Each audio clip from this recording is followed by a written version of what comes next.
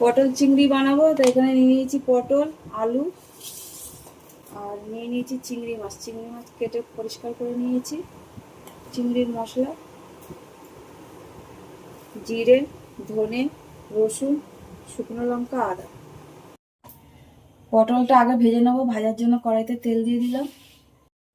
তেল গরম হয়ে গেছে, পটলগুলো ভাজার জন্য ছেড়ে দেবো।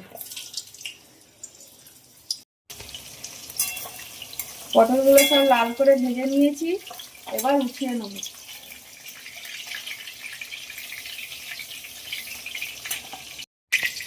পটলগুলো এরকম করে ভেজে নিয়েছি, ওই তেলের মধ্যে আলুগুলো ভেজে নেব।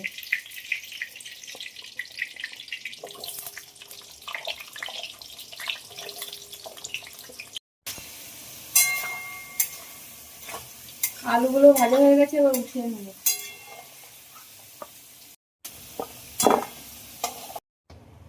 আলু আর পটল লাল লাল করে ভেজে নিয়েছি, এবার এই তেলের মধ্যে চিংড়ি মাছগুলো ভেজে নেব। দিয়ে দেবো হলুদ, দিয়ে দেবো নুন, ভাজার জন্য ছেড়ে দেবো।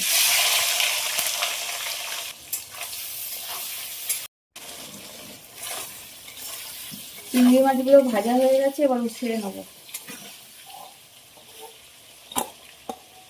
চিংড়ি মাছ খুব ভালো করে ভেজে নিয়েছি। ওই তেলের মধ্যে দেবো ফোড়নে গোটা জিরে, তেজপাতা আর গোটা গরম মশলা।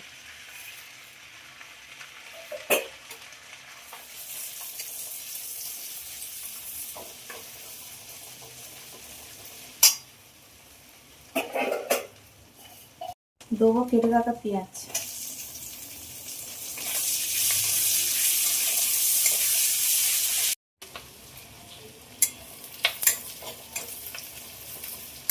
পেঁয়াজ ভাজা হয়ে গেছে, এবার দিয়ে দেবো কেটে রাখা টমেটো। দেবো নুন,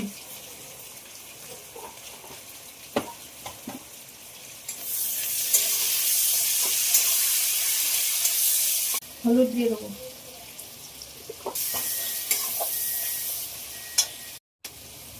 দিয়ে দেবো পেস্ট করা মশলাগুলো।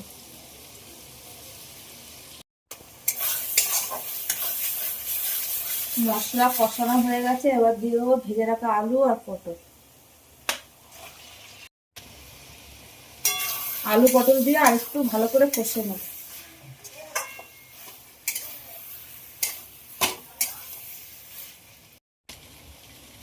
অল্প একটু চিনি দেবো।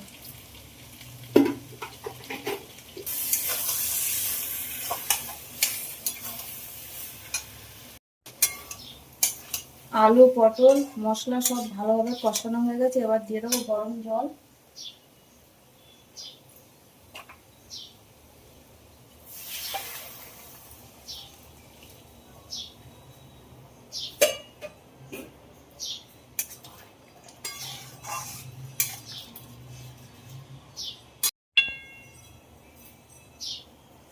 দিয়ে দেবো ভেজে রাখা চিংড়ি মাছটা।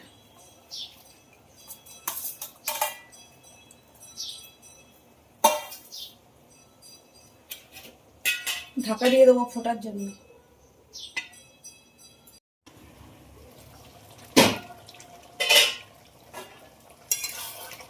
পটল চিংড়ি হয়ে গেছে,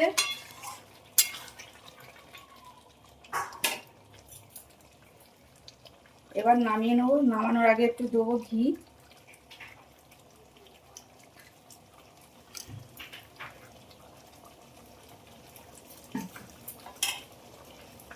আর একটু ঢেকে দেবো, দিয়ে নামিয়ে নেবো। তো পটল চিংড়ি কিন্তু একদম হয়ে গেছে। আর তোমাদের যদি আমার ভিডিওটা যদি ভালো লাগে, লাইক করো, কমেন্ট করো, শেয়ার করো। আর তোমরা সবাই ভালো থেকো, সুস্থ থেকো, টাটা।